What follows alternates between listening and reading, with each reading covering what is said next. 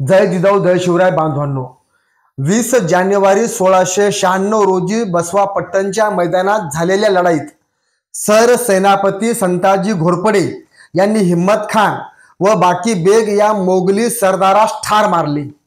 हिम्मत खान हा नावाप्रमाणेच धाडशी व पराक्रमी होता। त्याच्याकडे सैन्य कमी असल्याने त्यांनी सरसेनापती संताजी घोरपडे यांच्यावर आक्रमण केले नव्हते। सरसेनापती संताजी घोरपडे यांनीच हिम्मत खानावर हल्ला केला। त्यामुळे बसवा पट्टणच्या गडीतून हिम्मत खान आपल्या फौजेनिशी संताजी घोरपडेंवर चालून आला। दोघांमध्ये लढाई झाली।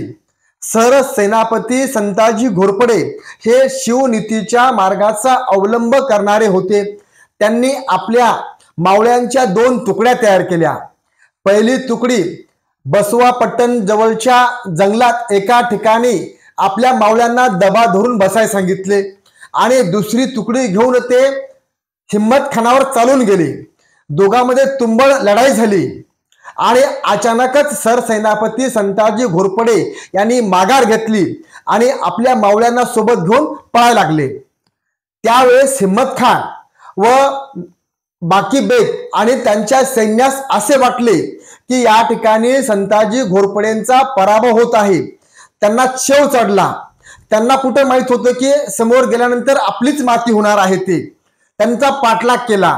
सरसेनापती संताजी घोरपडे आपल्या मावळ्यांना घेऊन ज्या ठिकाणी आपले मावळे दबा धरून बसलेले आहेत तिथपर्यंत नेलं।